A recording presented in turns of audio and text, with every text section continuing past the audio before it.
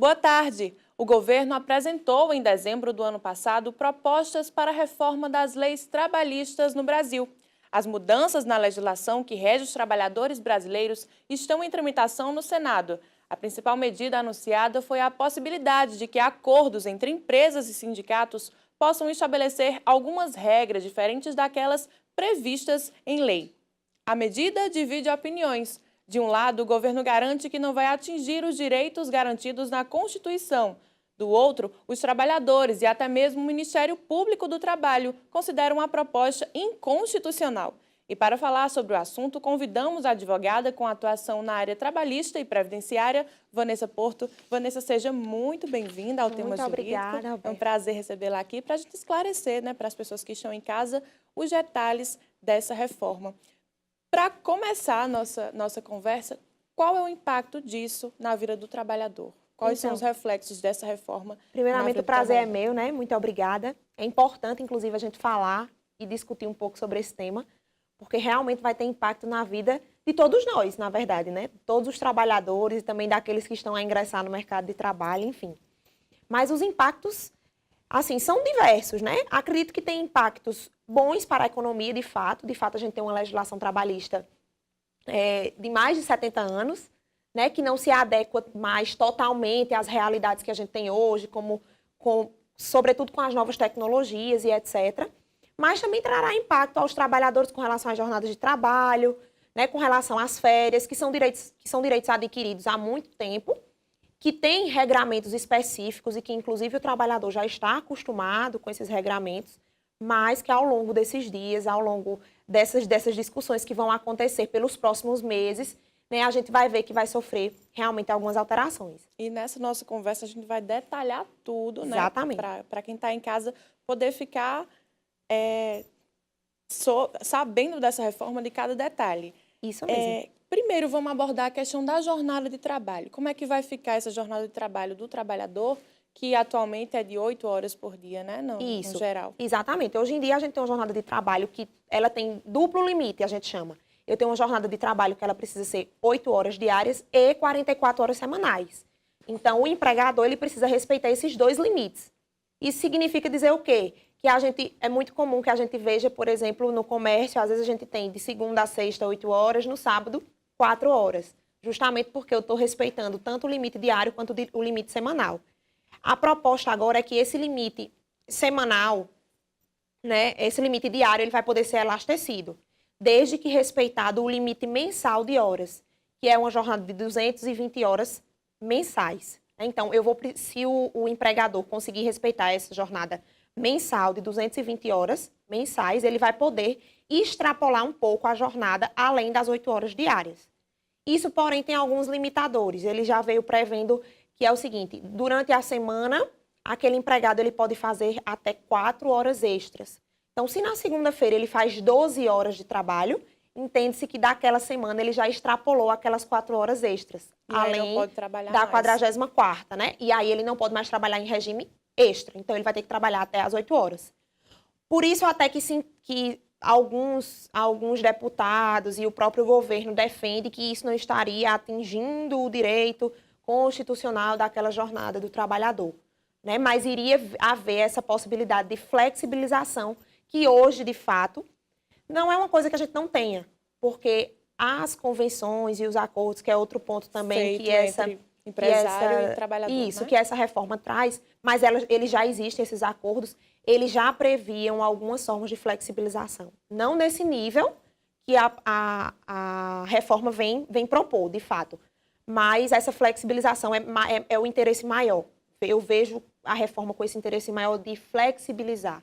Realmente, quando a gente tem acesso, né, à proposta do governo, a flexibilização é um dos pontos mais fortes. Exatamente. Agora, Vanessa, tem outra questão que a gente vê. O que quer dizer que o negociado prevalece sobre o legislado? Me explica. Hoje, como eu já disse, a gente já tem essa previsão dos acordos e das convenções coletivas, né? Que, para quem está nos assistindo, é justamente aquela possibilidade que os empregados e os empresários têm de negociar assistidos pelos sindicatos das categorias, né? Então, os sindicatos, eles podem, junto às categorias, tanto de empregado como de empregadores, negociarem e fazerem legislações adaptáveis àquelas categorias. Porque a gente sabe que a lei é geral, mas as categorias têm suas peculiaridades. Eu tenho a categoria de bares e restaurantes, que o funcionamento maior deles é na hora em que... À noite. É na hora em que todo mundo está descansando. Né? Então, tem essas particularidades que as convenções vêm para isso. E aí, quando a reforma vem agora possibilitar que esses acordos e essas convenções tenham ainda mais força do que elas têm, é porque eles estão vindo prever de que essa negociação que existirá entre as partes, ela possa ser feita de uma forma que fortalecida e preenchendo todos os requisitos, legal, né? Obviamente, ela vem a ter força de lei. Ou seja, ao passo que ela prevê alguma forma de compensação de jornada, ela vai poder ser um pouco acima daquilo que a própria lei permite. Então, por isso que se tem falado depois dessa reforma que o negociado vai prevalecer sobre o legislado, porque mesmo que na CLT, que é a legislação maior dos direitos trabalhistas, isso. É o que vai ser negociado que vai prevalecer. Que é como eu digo, na verdade, eu não vejo que isso já não acontecesse nos dias de hoje. Na verdade, a gente já tem realmente um encaminhado para esse modelo que está sendo proposto das negociações. Isso já acontece hoje. Mas, claro, que com algumas limitações.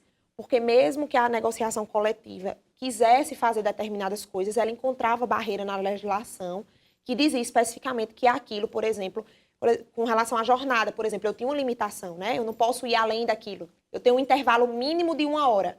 Então, eu não posso fazer menos do que isso. Uhum. Então, essas limitações ainda existiam perante as negociações coletivas.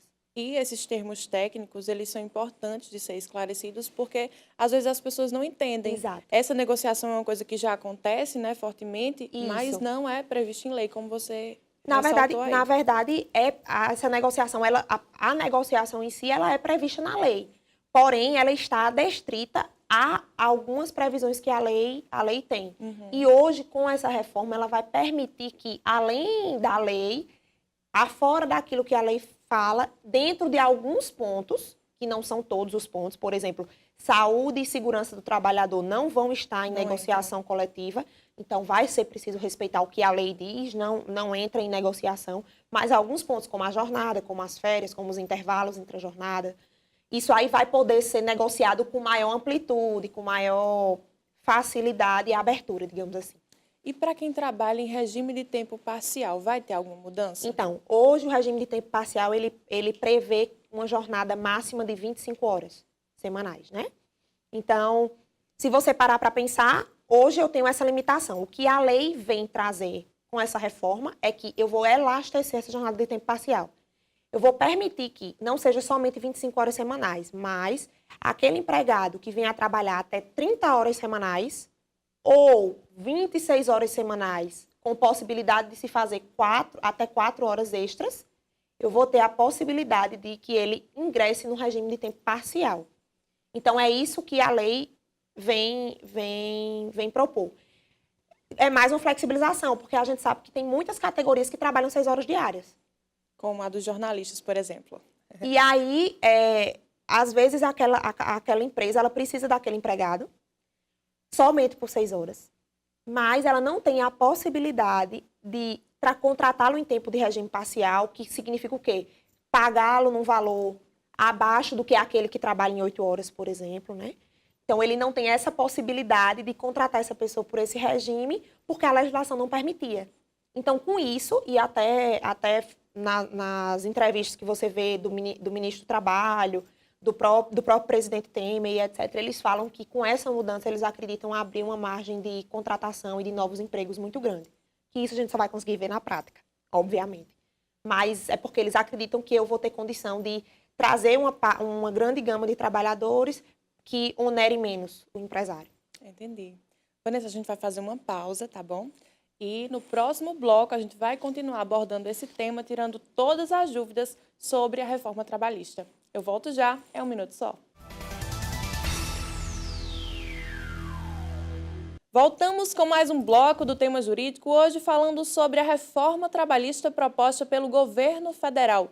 Vanessa, como é que vai ficar, né, depois que a reforma for implantada, a relação entre sindicatos e empresas e trabalhadores? Então, essa relação vai ser alargada. Como a gente estava conversando no bloco anterior, a possibilidade de negociação de forma mais ampla vai favorecer essas relações, né? Vai tornar essas relações ainda mais próximas. E aí os sindicatos vão ter um papel realmente...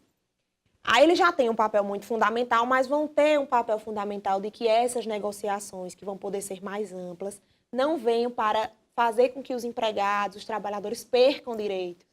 Então, os sindicatos vão ter um papel muito importante nesse novo jeito, né? Nesse novo formato trabalhista que essa reforma, se for aprovada, né? Que é importante, como você disse, como ficará, porque às vezes as pessoas já estão ouvindo esses burburinhos e já estão achando que isso já está funcionando na vida delas, né? Mas isso ainda vai ser debatido, ainda vai ser aprovado e após aprovado, inclusive, deve ter um tempo aí de vigência para poder começar a valer. Tudo tem seu trâmite, né? Seus prazos, seu aprovações. Tempo, exatamente. Então, não é também automático. Embora exista aí um interesse do governo em aprovar isso o mais rápido possível.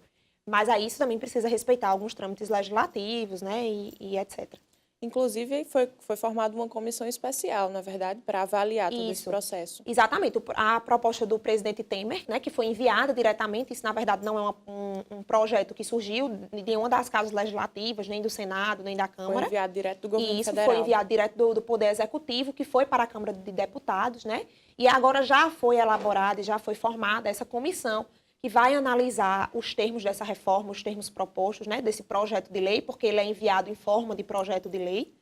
E aí os deputados vão fazer essa análise e é importante, inclusive, dizer que essa análise feita por essa comissão, ela já vai ter vias de parecer final, digamos assim. Então, após a análise dessa comissão que foi formada, após a formação desse parecer, esse parecer já vai ser enviado diretamente para o Senado Federal para aprovação e trâmites que precisam ser realizados nas duas casas legislativas, né? Mas aí não vai mais para o plenário da Câmara de Deputados, ele já vai realmente, após a conclusão, para o Senado Federal. E aí a gente vai ter o resultado, né, de tudo isso, se vai ter alguma modificação ou não. Vanessa, as mudanças para o trabalhador temporário, ele também vai sofrer alguma alteração, o regime? Então, na verdade, isso é um dos pontos que vai realmente sofrer alterações, né? Hoje a gente tem uma lei específica para o trabalho temporário, e aí esse projeto de lei que vai estar tramitando aí como a reforma, ele vem para alterar não só a CLT, mas também essa lei específica do trabalho temporário, e ele vem para elastecer esse prazo do trabalho temporário. Hoje, o trabalhador temporário ele só poderia trabalhar por, no máximo, 90 dias, prorrogáveis por mais 90. Né? Com essa nova legislação, o que vai surgir é um prazo de até 120 dias para esse contrato de trabalho temporário, né? Então, eles entendem que com isso também vai poder elastecer esse trabalho temporário. Ampliar as relações com o empregador. Ampliar as relações, porque muitas vezes a empresa não tem necessidade de manter aquele empregado por um trabalho por um tempo indeterminado, e a gente sabe que esse trabalho, que o trabalho temporário é vinculado e objetiva majoritariamente aquelas relações por empresas interpostas. Então, eu tenho uma empresa de trabalho temporário que contrata trabalhadores e outras empresas contratam essas empresas para que elas forneçam essa mão de obra. Principalmente em momentos como Natal, né, Páscoa. Isso, exatamente. Esses momentos de aumento de mão de obra e etc. Né? Mas, ao mesmo tempo, a lei já vem também prevendo que vai precisar haver uma equiparação salarial para aquele trabalhador temporário. Entre aquele trabalhador temporário e aquele que trabalha de forma fixa naquele cargo. Vem também garantindo os mesmos direitos da CLT, 13º, FGTS. Esses direitos que são previstos para o trabalhador por prazo indeterminado vão ser alargados para o trabalhador temporário. Por isso que eles estão dizendo que há uma compensação. Essa compensação, como eu disse, a gente só vai saber realmente na prática. E as férias, né? O descanso do trabalhador. Como é que vai ficar essa questão? Ainda vai ser regido pela CLT? Ainda vai ser regido pela CLT, mas vai ter uma mudança de que há a possibilidade de fracionar esse período, essas férias de 30 dias, em até 3 períodos, desde que um desses períodos seja de 2 semanas consecutivas, né? Mas aí o restante do período que sobrar, eu vou poder ainda dividi-lo por mais 2 vezes. Hoje, só para a gente relembrar, eu tenho a possibilidade de fracionamento das férias, mas somente em casos excepcionais, em casos em que há previsão por acordo coletivo, ou em casos excepcionais realmente. E esse fracionamento é de, no mínimo, 20 dias em um período e o outro período automaticamente vira 10. que é justamente o abono pecuniário, que é a possibilidade de eu vender os 10 dias. Então, hoje eu tenho possibilidade de vender 10, mas ao mesmo tempo o restante eu tenho que gozar os 20 dias, né? E hoje eu vou ter essa possibilidade de fracionar em até 3 períodos. O que particularmente, como advogada, como militante, realmente eu vejo que, e particularmente, isso é uma necessidade. Porque Vai a gente sabe... beneficiar o trabalhador. Acho que não prejudica o trabalhador. Principalmente porque a gente sabe que, às vezes, o próprio trabalhador tem interesse em tirar de mais um período no ano. Quem tem filho, às vezes prefere tirar... Não coincide com as férias escolares, por exemplo. Não coincide com as férias escolares, ou às vezes não coincide com as férias do companheiro, por exemplo. Né? Então, às vezes, queria ter 2 períodos para tirar, fazer uma viagem, visitar um parente fora, e em outro período fazer outra determinada coisa. E eu digo isso porque, às vezes, na realidade, às vezes é o próprio empregado. Lá no escritório a gente tem empregados e, às vezes, eles próprios perguntam, eu não poderia tirar 5 dias agora e tirar 5 dias depois, porque eu queria só fazer essa viagem e voltar. E aí eu não posso fazer isso porque a CLT não me autoriza. E a gente precisa respeitar. Então, com essa possibilidade de fracionamento, eu vou ter essa flexibilização maior. Claro que precisa se ter fiscalização, precisa verificar se realmente essas férias estão sendo concedidas e não somente pagas e o trabalhador está lá. Mas aí isso é questão de fiscalização. É outra história, né? Acho que isso é uma medida benéfica.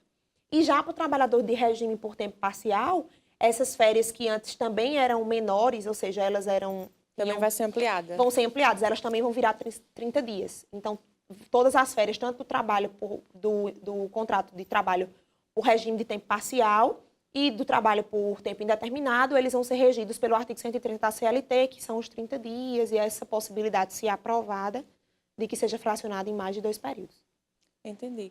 Vanessa, e o programa Seguro Emprego? A gente vê na reforma se falar também no texto da reforma. Isso. O que significa? Como é que vai ser esse programa? Esse programa, inclusive, já existe, né? Em 2015, ainda no governo Dilma, foi feito um projeto que se chamava, não era o programa Seguro Emprego, né? Mas era o programa de Pleno Emprego, PPE, no caso. E ele tinha um intuito de, com essa crise que vinha surgindo, conseguir flexibilizar a jornada de trabalho, diminuindo a jornada e diminuindo o salário, para manter os empregos.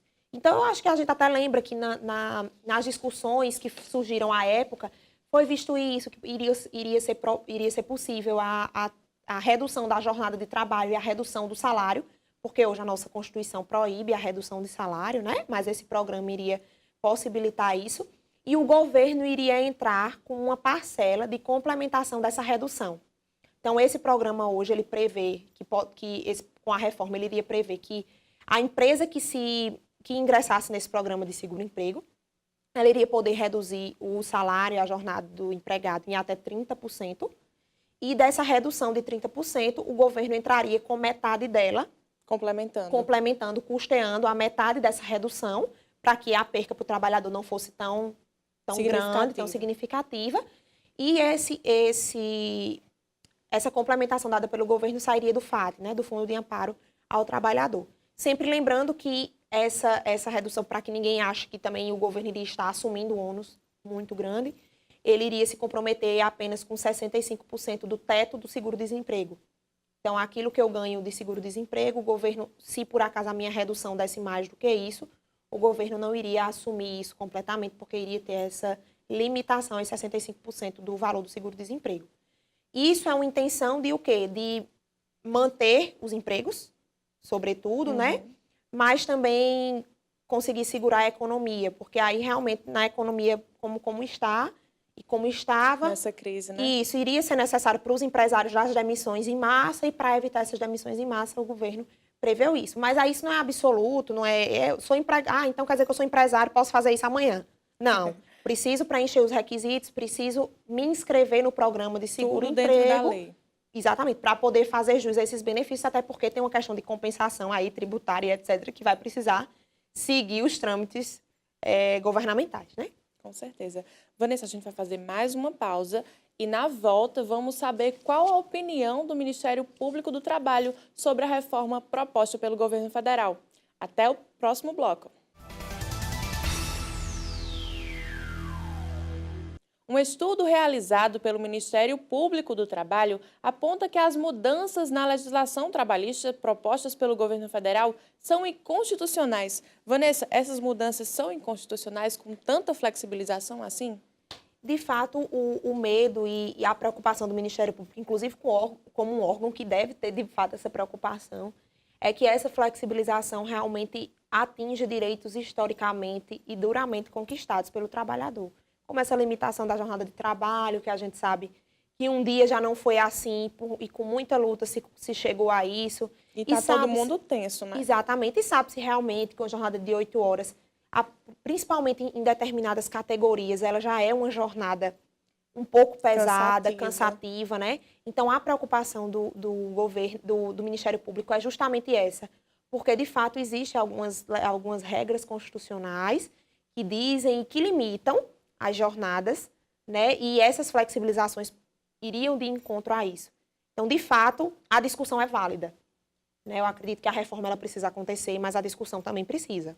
Porque, de fato, se as coisas forem aprovadas da forma como estão aí, e principalmente como elas vão ser negociadas a posteriori, elas podem, de fato, causar afrontas diretas à Constituição. Há muito tempo que o país não tinha passado por uma reforma trabalhista, né? Muito tempo. A nossa CLT é de 70 anos, né? Então, muita coisa mudou. Existiram algumas adequações na legislação, óbvio, né? Legislações ordinárias que vieram para alterar esse decreto-lei, que a gente tem que é a CLT, mas muita coisa não se trata do trabalho remoto, que hoje é tão comum, as pessoas que trabalham em casa via computador, não se trata hoje de muitas realidades que a gente sabe que a gente já vive hoje em dia. De fato, essa discussão, ela é precisa. Mas ela também não pode acontecer aprovando-se uma reforma dessa, de um cunho de uma hora para outra, de uma hora para outra, em 2 meses, 3 meses, sem escutar a sociedade, sem escutar as classes trabalhadoras, né, os seus representantes. Então, isso, de fato, precisa. E a preocupação do Ministério Público é essa. E é válida, é importante. E o Ministério Público tem um papel fundamental o papel nisso, deles, né? Com certeza. Era o que eu ia comentar contigo agora. Essa mudança toda em tempo de crise, como é que vai ficar a economia do país? E quando é que essas mudanças vão entrar em vigor? Então, para elas entrarem em vigor, né, vai precisar ter essa análise agora pela comissão da Câmara dos Deputados. A posterior a isso, ela vai para o Senado Federal, quando aprovada dentro dos quantitativos necessários para a aprovação desse tipo de lei, né, que ela vier a ser sancionada pelo presidente Temer, ela ainda vai ter um prazo. Esse prazo, em regra, ele é de 90 dias, né? O vacatio legis, que a gente chama, que é um prazo para que a população conheça a lei e possa, assim, se adaptar a ela. Mas, às vezes, também há previsões maiores, a depender da mudança, mas essa previsão vem na própria lei quando aprovada. Mas o próprio presidente da comissão ontem já noticiou, né, que quando vier a ser aprovada essa medida, ele acredita que isso leve pelo menos esse semestre. Ele tem intenção em aprovar isso no primeiro semestre do ano. Mas aí tem um prazo para começar exatamente. A entrar em vigor. E aí também a gente não sabe, né, se vai ser no primeiro semestre, se vai ser antes, como é que vai acontecer. Ok. Vanessa, muito obrigada pela sua participação aqui, esclareceu nossas dúvidas, né? Deixou todo mundo por dentro da reforma e é um prazer sempre recebê-la aqui. Eu quem agradeço, o prazer foi meu. É importante a gente discutir esse tema e é importante a população estar de olho, estar cobrando os nossos deputados, os nossos senadores que estão lá e quem vão poder fazer a nossa voz nesse momento. Então, essa disseminação de tudo isso é muito importante. E eu espero que nossa população também se mostre forte, como o brasileiro é, para também gritar na hora que for preciso gritar. E continuar lutando pelos direitos, na verdade. Com certeza, Roberto. Muito obrigada. Nós estamos chegando ao fim de mais uma edição do Tema Jurídico. Obrigada pela sua audiência aqui na TV Itararé. Se você tem alguma sugestão de tema, nos envie. Curta nossa fanpage e siga nosso canal no YouTube. Bom final de semana e até sábado que vem. Tchau, tchau.